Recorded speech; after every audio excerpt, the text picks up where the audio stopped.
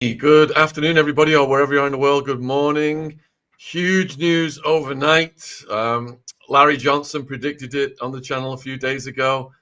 We've seen the strikes on Iran, and we've just had China's response as well. It's just been put out in the media. But I am live with retired Major General Dennis Laich, and he has a lot of parallel beliefs as some of the other experts we've on, but I'll let him explain that himself. So huge thank you for coming on, Dennis. And first and foremost, when you woke up today and you saw this news, what was your initial reaction? I couldn't believe it. I thought that it was premature to do it, and I think that my thought going into it was that we have an inexperienced, mercurial leader of the United States who has an inexperienced, sycophantic staff. And it could be a disaster.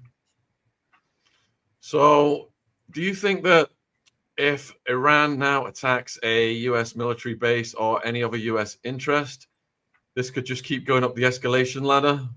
Absolutely. I think that, Winston Churchill said, once the dogs of war are released, there's no controlling them. And I think this is a prime example of it. I think that there's very little thought to what's next. So Trump is playing it, that he's claiming to have obliterated the target, and that this will now force Iran to come to the peace table. I mean, is that just an impossible to fulfill demand that is just going to lead to another round of war? I think so. I think that why should the Iranians trust the Trump administration? I mean, we had the JCPOA that was negotiated and slowed the program, if not ended it, but had inspectors in Iran and cooperation, and they walked away from it. Now we have a war that we sleepwalked into in support of Israel. Do you see any parallels here with how we sleepwalked into the Iraq war? Absolutely. And in Vietnam is the same thing. I mean, we have poor planning, and I was hoping to, if we had a couple of weeks, to write a op-ed that would have advocated for the Congress to be involved, but to have the debate around going to war, taking steps against Iran, around the Powell Doctrine, the 8 steps in the Powell Doctrine, which would have included a clear mission statement, an exit plan, a guarantee of support of the American people, a guarantee of support of allies. We had none of these things, and I would have included a plan to have the American people be involved. But Congress has abdicated its role completely. Article 1, Section 8 says that only Congress can declare war, and they've abdicated. So I'll read you what the South China Morning Post has just published. China condemns U.S. attack on Iran's nuclear sites, calls for ceasefire. Beijing, China is condemning the U.S. airstrikes on Iranian nuclear facilities, saying that it is a serious violation of the UN Charter and heightens tensions in West Asia. Beijing also called on parties to the conflict, Israel in particular, to reach a ceasefire as soon as possible and to ensure the safety of civilians and start dialogue and negotiation. What do you read into this reaction from China? I read that they're playing their cards very smart, as they have for the last 10 or 20 years, and I think that they see the United States walking into another dumb war and being played by Bibi Netanyahu. I mean, the Bibi Netanyahu would love to see the Iranians, the Iranian regime fall, but you can't do it without the United States. The United States is being sucked right into this. I've often asked audiences throughout the United States when I've spoken, what strategic advantage accrues to the United States as a result of our alliance with Israel, and they're dumbfounded. They don't know. I mean, it's a wagging the dog in spades. So at this juncture, who do you think is more important to Iran, China or Russia? Both of them are. To Iran, I think both of them are. I think both of them play a role, but I think that one of the things that we need to recognize is that Iran, North Korea, Russia, and China have a common enemy. Yeah, and Brzezinski wrote in the Grand Chessboard that it was the alliance between Russia, China, and Iran that was the biggest threat to US hegemony. So if we're trying to analyze the real reasons behind attacking Iran, what in your opinion, are they? I don't know that we have them. I think we sleepwalked into it. We sleepwalked into it with a transactional leader in the United States who didn't use the tools of the National Security Council or any of the other tools available to him, and reacted in a transactional way. So I was looking at the announcement on X from Donald Trump, about the bombing, and I was looking at the comments below it this morning. I was reading some of them with the viewers, and people all over the world are just attacking him, even his own supporters. Some huge YouTubers who supported him, Tucker Carlson, Candace Owens, etc.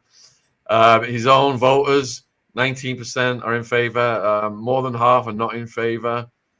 What does this, for his future going forward, does it not bode well for him? I don't think he cares. I don't think he cares. He doesn't have to stand for re-election. He doesn't have to do anything. And it's unlikely that he'd be impeached, and even less likely that he'd be convicted. So he has 3 years to do whatever he wants, and he's grifting billions of dollars as a result of his presidency, and he's gonna leave in 2028 and be richer than he ever was, and no chance of going to jail. So the bombing of Iran, is it technically an impeachable act? I don't know. I don't think it's relevant. I don't think it's relevant. It may be, but I don't think it is. But I mean, he's not going to be impeached. He's not going to be convicted. This a Republican House and Senate that is subservient to him. They've proven it. Let's just look at what the Senate did during the confirmation hearings. I mean, this cast of characters that occupy the administration now and that lead the administration. No candidate would ever have nominated any one of them to be in the position they're in. But not only were they nominated, but they were all approved. They're all confirmed. All right, viewers. So I'm with retired Major General Dennis Laich, and if you've got any questions, please put them in the chat. Of course, we're discussing the news that's broken overnight. So Jane wants to know your thoughts on what's going on in Gaza. And is the entire world distracted now from Gaza by Iran? I think it is. I think it is distracted to some extent, but I think the Gaza situation was just an abomination. I mean, if you look at Gaza, it's 71,000 children and older people are looking at the threat of starvation. Starvation in the 21st century in this world is just unbelievable. But the Israelis have said that they're going to take over Gaza, and I think that the Israelis are the biggest problem in the Middle East right now. So in his speech, Trump said, the Iranians are responsible for 1,000 terrorist deaths in the Middle East. And we looked at the war on terror and the collateral damage. Even the BBC, who it's probably an underestimate, they've said 5 million dead from bombs dropped during the war on terror. So who would that make the bigger terrorist? Well, it depends who you're talking about. Remember the Taliban was freedom fighters when they were fighting the Russians, and now they're terrorists when they're fighting us. So it depends on where you stand. Depends on where you sit. So you got a question from Nick. Do you think that Netanyahu and Trump could set the world on fire, and do they need to be stopped? I think they're on the verge of setting it on fire. I don't know how they're stopped, but I think the only stop is is China, but China's playing it really cool. They're very smart. They're very methodical. They're patient. And I think that China's just sitting there saying, "Okay, the United States, do what you want to do. Don't touch it." And they're telling their staffs and their military, "Don't touch a button. Don't touch a dial. Just let them go." And I think that I've said that by 2040, China will be the dominant power in the world. You got a few people asking about your thoughts on surrounding countries getting involved, such as Turkey, Egypt, and Pakistan. I think that Turkey and Egypt will probably get involved, but it depends. I don't know exactly how, but what their interest will be when they start sorting things out. Once the missiles and rockets start falling, it changes. Oftentimes, the alliances change. What about Pakistan with their nuclear weapons? Pakistan, I think is really playing it cool. They're very concerned with India, of course, and I thought they were just brilliant the other day when they nominated Trump for the Nobel Peace Prize. Boy, talk about sucking up. I mean, they're doing it in spades. I mean, they're world class. Oh, wow. So Anne-Marie wants to know, what is your biggest fear if the situation continues to escalate? Oh, that it goes nuclear. I think that the possibility of nuclear exchange somewhere along the line is very real, and I think that's the greatest fear I have. So would that be localized nuclear weapons being dropped, justified by trying to get even deeper into the ground, or are you talking an escalation of nukes going off throughout the world? I think that the localized nuclear exchange is possible. I mean, but I think that if the war expands and you get the United States and China involved, there have been a number of simulations done in the United States. I think that of the 14 I'm aware of, 11 have ended in nuclear exchange. You may hit a point where there's a standoff, and people say, well, why do we have these nukes? And that's my biggest fear. Question from Panther.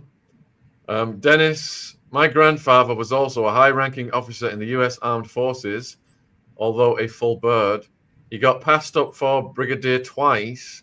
How did you get so high being such a decent person?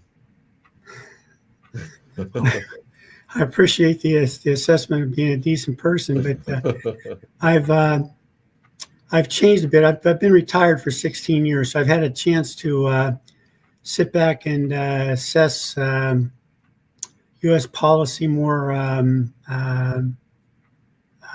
thoroughly. And when you're on active duty and you're in the midst of things, you don't get a chance to think much. But after 16 years, I've had a chance to think, and I was probably a bit of a strange bird when I was serving, but I've since become more contemplative, and I think that the 16 years have allowed me to mellow a bit. So, Disco, did you see the interview with Putin where he said Russia has no plans to touch Israel as there are 2 million Russian-speaking Israelis? I didn't see it, but I don't know why. Putin would touch Israel. I mean, it's outside of his scope of what he wants to accomplish right now. As I understand it, he wants to control his borders and control the country and build a greater Russia. And Israel does not stand in the way of that. And I think Putin would be smart to not get involved. Yeah, I think what's more pertinent from what Putin has said recently was he was talking about Iran and how they offered him more military protection, but Iran declined it. Did you see that part of his speeches? Yes, but you have to take everything Putin says with a grain of salt, as you do everything Trump says and everything almost anyone says who's in a position of power. Sky wants to know, is there a chance the Cyprus military bases could be a target in the coming days? Absolutely, absolutely. I see. If I were a U.S. soldier or a sailor, airman, marine in anywhere in the Middle East, I'd stay close to the bomb shelters. I know there's a lot of Brits in Dubai and the United Arab Emirates right now, so I imagine if the bases that out that way are deemed enabling the Americans, they could be targets as well. Absolutely. So Maria wants to know, why is it okay for Russia, China, and North Korea to have nukes? I don't know. Who gets to decide who should have nukes? I mean, the only country in the history of the world of nuclear power to use them in war is the United States. So what makes us the arbiter of who should have them? Who should have them at all? I mean, I think it'd be interesting. What if the Iranians said, okay, we'll give up our nuclear program if Israel will give up their nukes? I mean, who made us the arbiter of what's right? We're the only ones to have used a nuclear weapon in the history of nuclear weapons, and we're going to arbitrate who's got the right to have them. And doesn't America constantly invading countries just incentivize these countries to get nuclear bombs all the faster, because that's the only thing that's going to stop America from coming in? I don't know. There's a history of the nuclear shield that keeps America at bay. But I think that we've demonstrated that we're reluctant to take on a country that has nukes. What are your thoughts on the domes at this point, iron and golden? Pardon me? What are your thoughts on the Iron Dome and the Golden Dome? Oh, geez. I think it's a joke. We have a golden dome. We have a golden dome called the Atlantic and Pacific Ocean in Mexico and China and Canada. We have more protection than any country in the world. But to build that dome and have it be operational is huge expense. And the country, people don't realize the country's already $35 trillion in debt and running $2 trillion deficits every year. We just don't have the money. How are you going to do that? And that debt's being held up by the Ponzi scheme called the US dollar, and the BRICS countries were threatening that. So do you think that's part of demonizing Iran, is the threat to the dollar as well? I don't think we're that sophisticated. I don't think anybody in the administration today is that sophisticated in taking connecting those two dots. All right, so question from Colonel PH. Sir, do you think that Israel will go for the Samson option? What's the Samson option? So I don't want to misquote this. Let me just get this technically correct. Samson option, meaning, so it's whereby Israel, the Samson option of the book title refers to the nuclear strategy whereby Israel would launch a massive nuclear retaliatory strike if the state itself was being overrun, just as the biblical figure Samson is said to have pushed apart the pillars of a Philistine temple, bringing down the roof and killing himself. Oh yeah, I think that Israel, especially with Bibi Netanyahu at the head,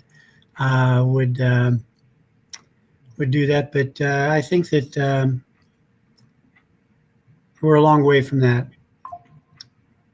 And wouldn't that pollute like the entire world?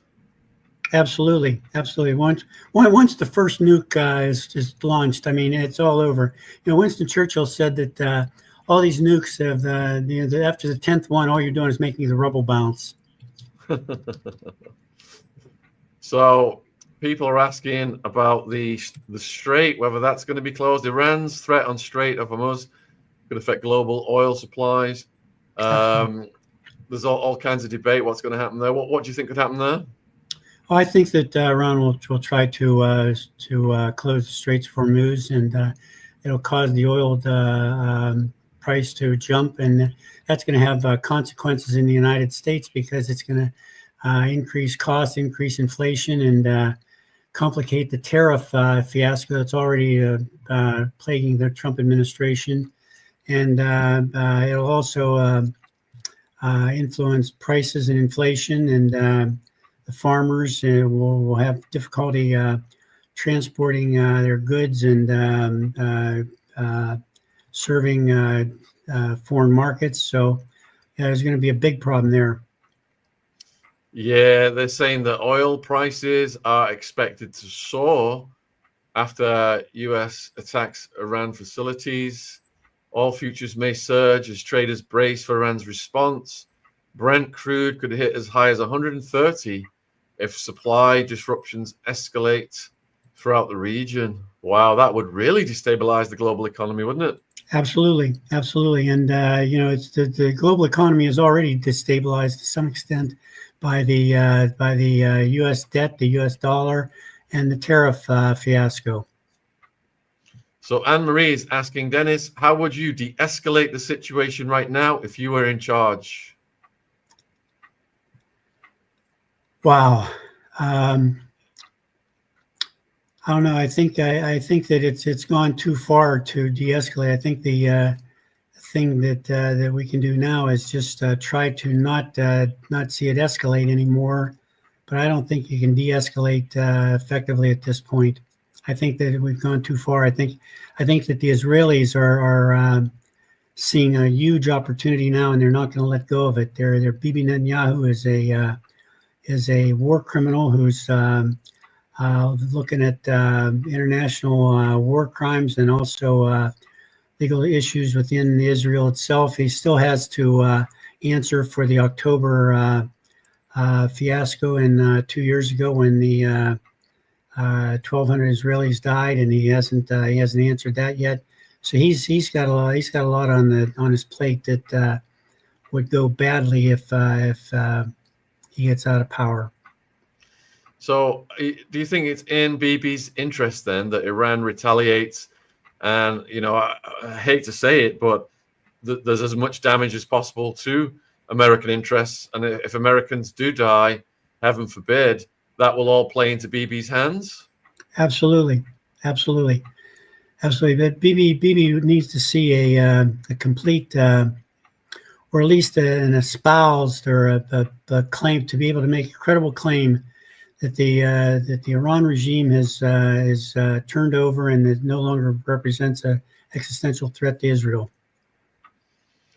So Nick is asking, can Russia and China intervene to stop this madness without getting militarily involved?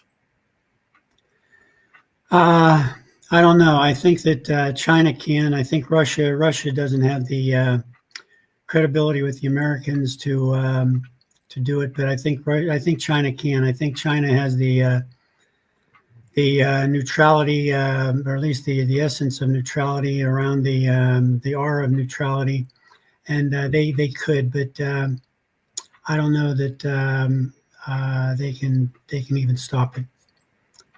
The big mover here is Israel. I mean, Israel is playing this administration like a harp, and they're falling right for it.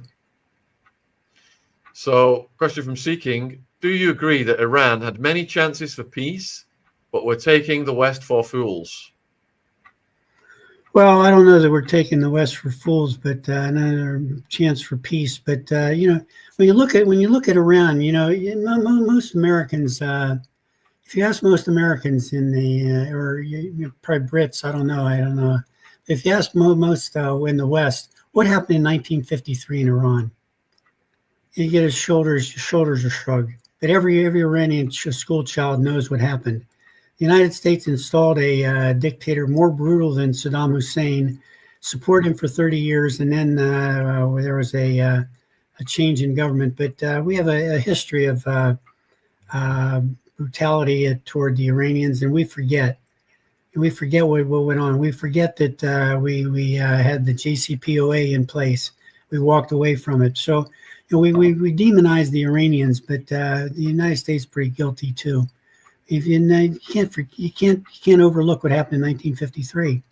We supported that regime for almost 30 years.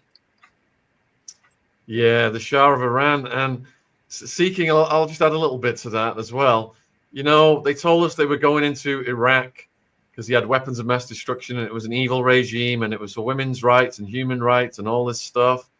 Yet America has been in bed with Saudi Arabia for how long? You could go way back to Prescott Bush, money laundering for the Nazis. You know, these globalists have no qualms about supporting regimes that do the most wicked things in the world. So are we supposed to really believe that all of a sudden they give a crap about the people of Iran and any injustices happening there? I don't think so. What do you think about that, Dennis?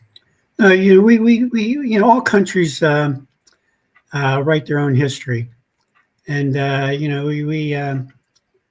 Noam Chomsky said it years ago that you know, all countries write their own history, and Chomsky remains a brilliant thinker. But you know, we see it. You know, we go back in America, even to the American Indians.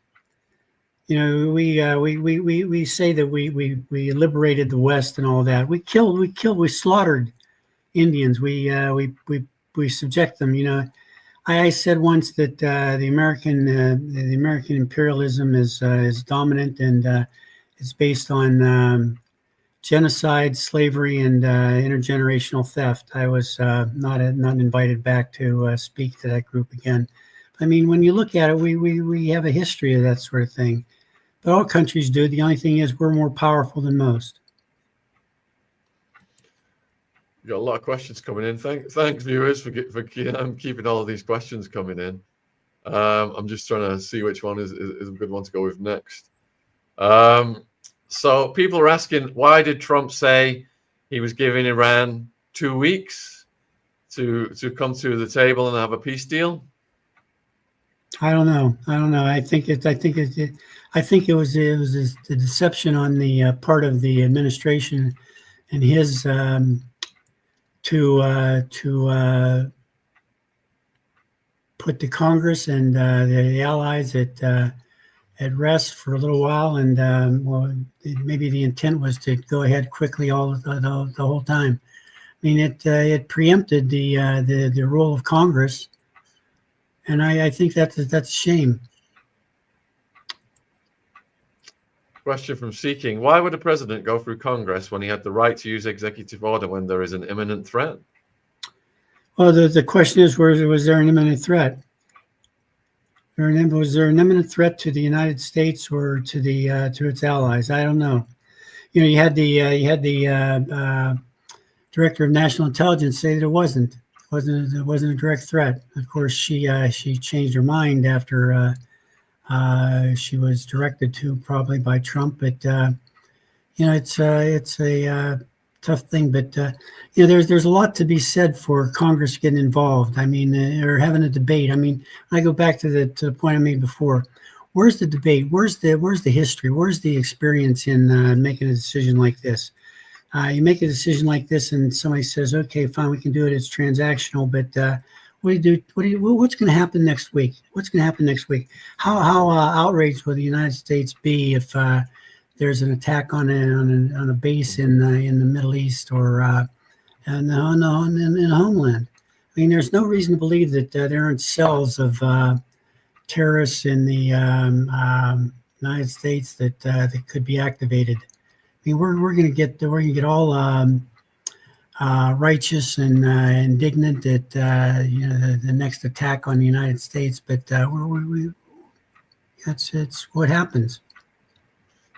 Yeah, it seems to me that whenever they want to invade someone, they just put their hands in the white rabbit hat and pull out an imminent threat. Time and time again, it just seems to happen. SSRI, where is the Iranian Air Force? Is it in hiding, storage for now, or has it been destroyed? I don't know. It's hard to tell right now. I mean, I've not heard anything about a battle damage assessment of the Iranian Air Force, and it may very well be that it's in hiding or in abeyance, but I don't know. I don't know that it's been destroyed, or it's. I've not heard anything with regard to the Iranian Air Force. I think they've been waiting for this for so long that they've taken measures to protect certain interests. So next question is about boots on the ground and conscription. A few people are asking whether we'll see UK, US troops out there now, and conscription possibly. Boy, we're dealing with my wheelhouse. In 2013, I wrote a book entitled "Skin in the Game: Poor Kids and Patriots," which I said that the all-volunteer force would not work, and United States, we're seeing part of it now, and we saw a couple of years of really thin recruitment and huge expense. And I said that now, when we see it, when we see going to war, for instance, if ground troops are required anywhere, and Iran is 3 times the size of Iraq, and is